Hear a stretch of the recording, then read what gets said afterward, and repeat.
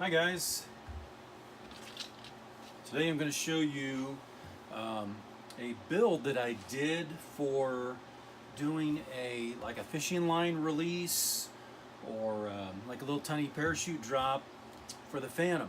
Now this is the Phantom 4 and this can be adapted to any Phantom, but I kind of custom made it for the Phantom 4, but it would work on the Phantom 3. I think the landing gear is the same, and I'll show you what I did. So first of all, I purchased this doodad from Amazon, and has a limited control distance.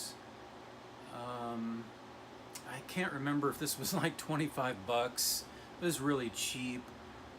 It's very unreliable. Maybe somebody's had some good luck with this. It's very unreliable, so I'm not going to use it.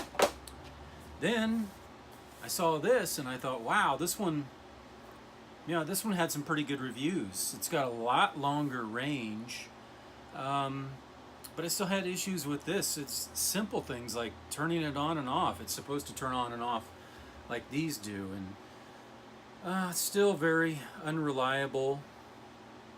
The range was unreliable, so I don't like this one.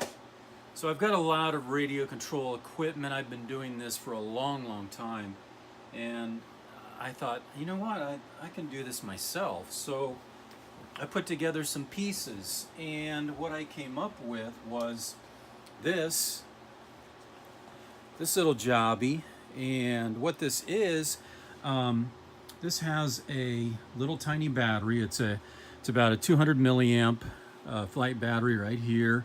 It has a Futaba receiver here, and this is an E-Flight, what they call servoless payload release. And let me see if I can get it close here. It has a pin that will pull out of the way if there's enough light to see that pin moving. It's got this little like set position here where you can open it up and you can put your string through there and then let it close.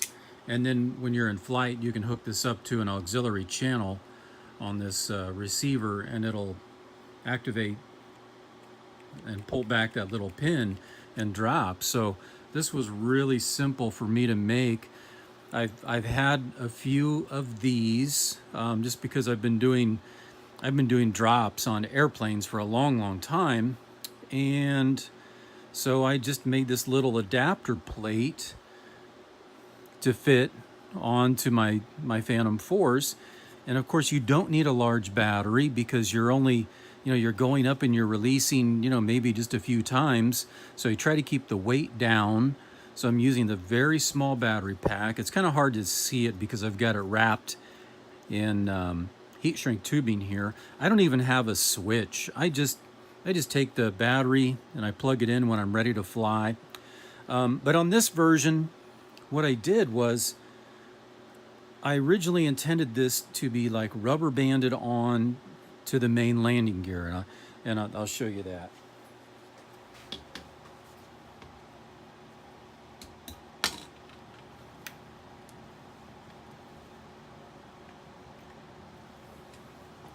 So my original intent was to have this, I've got a little plywood shelf that everything fits on. Then I have this carbon fiber square rod. And originally I was going to wrap rubber bands around the landing leg and to hold this on, but then I thought maybe I could come up with something a little better.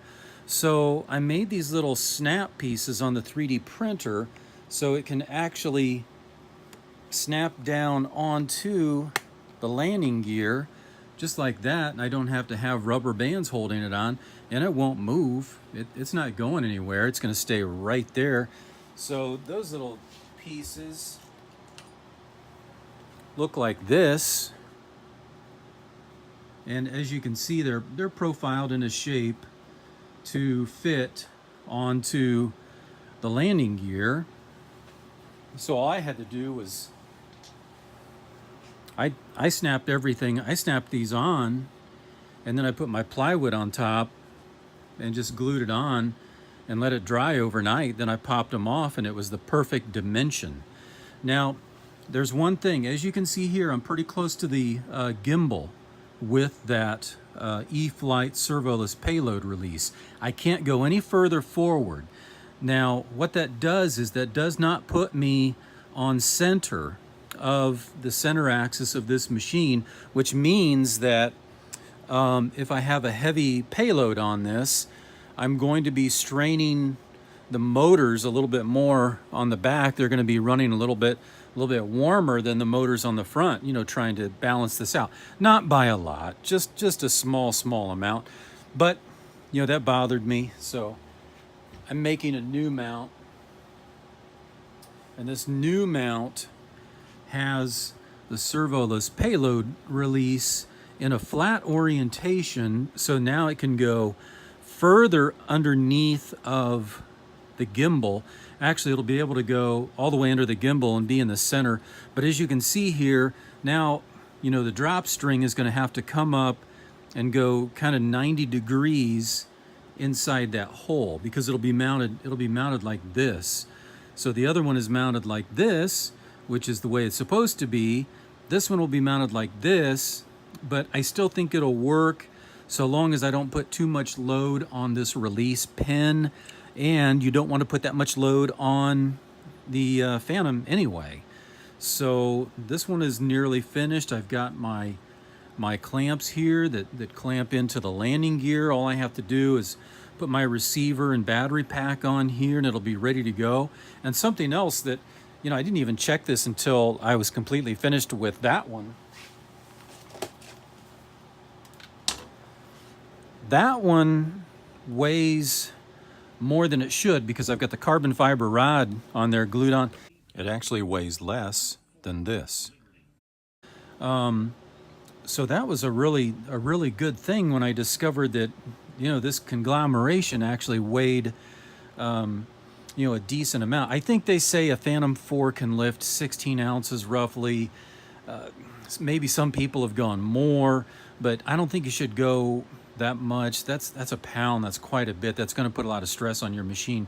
But you got to take that into account.